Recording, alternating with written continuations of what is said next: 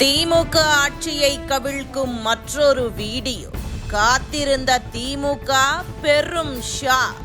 ஆட்சி போதுமடா சாமி. சென்னை மாநகராட்சி எல்லைக்குள் உள்ள குடியிருப்பு பகுதியில் டெலிவரி ஊழியர் ஒருவர் மீது 2 பேர் தாக்குதல் நடத்திய சம்பவம் அப்பகுதியில் பெரும் பரபரப்பையும் அதிர்ச்சியையும் ஏற்படுத்தியுள்ளது. சென்னை வேளச்சேரி லட்சுமி நகரைச் சேர்ந்த பார்த்திபன் ஜெப்டோ நிறுவனத்தில் டெலிவரி ஊழியராக பணியாற்றி வருகிறார். வேளச்சேரி ஜேஎன் நகர் அருகே உள்ள குடியிருப்பு பகுதியில் அவர் நடந்து சென்று கொண்டிருந்த போது மோட்டார் சைக்கிளில் வந்த 2 பேர் அவரை விரட்டி வந்து வழிமறித்து பார்த்திபனை கீழே தள்ளி கத்தி மற்றும் அரிவாளால் தாக்கியுள்ளனர். குடியிருப்புகள் நடுவே நடைபெற்ற இந்த தாக்குதலில் பார்த்திபன் காயமடைந்திருக்கிறார். வலியால் அலறிய அவரது சத்தம் கேட்டு அப்பகுதி மக்கள் உடனடியாக திரண்டனர். கற்கள் மற்றும் கட்டைகளை எடுத்துக்கொண்டு தாக்குதலில் ஈடுபட்ட நபர்களை அவர்கள் விரட்டியடித்தனர். இதனையடுத்து பொதுமக்கள் பார்த்திபனை மீட்டு ராயப்பேட்டை அரசு மருத்துவமனையில் அனுமதித்தனர். அங்கு அவருக்கு தொடர்ந்து சிகிச்சை அளிக்கப்பட்டு வருகிறது. இந்த சம்பவம் தொடர்பாக போலீசார் வழக்கு பதிவு செய்து விசாரணை மேற்கொண்டு வருகின்றனர்.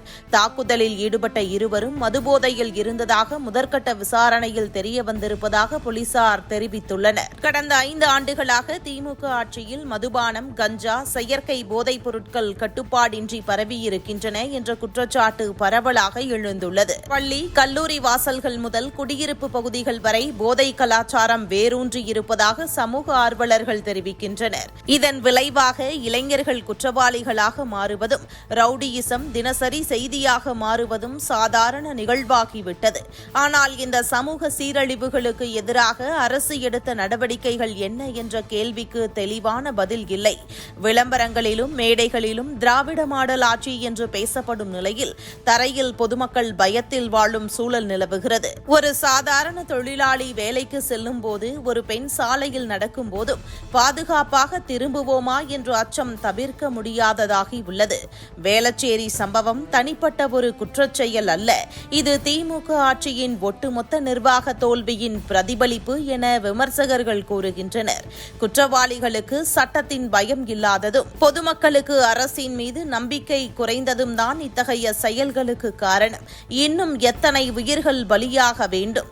இன்னும் எத்தனை வேளச்சேரி சம்பவங்கள் நடக்க வேண்டும் என்ற கேள்விகள் எழுந்துள்ளன.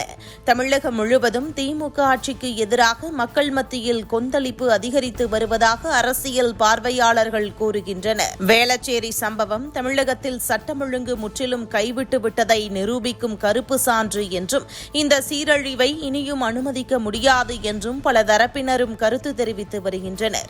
இதன் பின்னணியில் பொதுமக்களின் ஒரே குரல் இன்று தெளிவாக ஒலிக்கிறது. ஆட்சி போதுமடா சாமி.